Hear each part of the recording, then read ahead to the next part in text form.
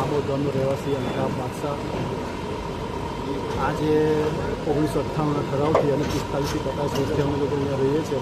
ઠરાવ મુજબ 1998નો ઠરાવ છે ગ્રામ પંચાયતનો.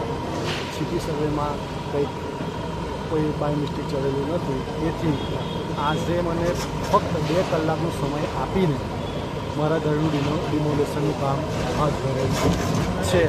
અને આમોદના મુખ્ય રસ્તાઓ પર અને બજારમાં 3 દિવસની મુહૂર્ત સાથે ખસેડી લેવાની નોટિસ આપી છે. પણ મારું ઘર મને ફક્ત ને ફક્ત 2 કલાક જ આપેલા છે અને 2 કલાકની મુદતના અંદર મારું ઘરનું ડિમોલેશન આજે ચાલી રહ્યું છે.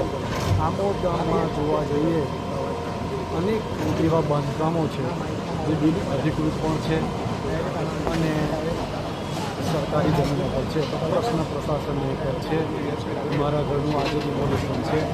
તો પછી બીજા આમોદ ગામના ડિમોલેશન ક્યારે? તો શું જેટલી ઝડપથી મારા ઘરનું ડિમોલેશન થઈ છે એટલી ઝડપથી ગામના જે પ્રમાણો છે એનું ડિમોલેશન થશે એવી મને પ્રશાસનને એક વિનંતી બી છે.